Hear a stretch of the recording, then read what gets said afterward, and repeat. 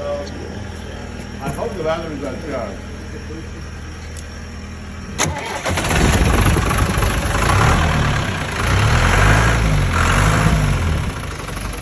With the screwdriver.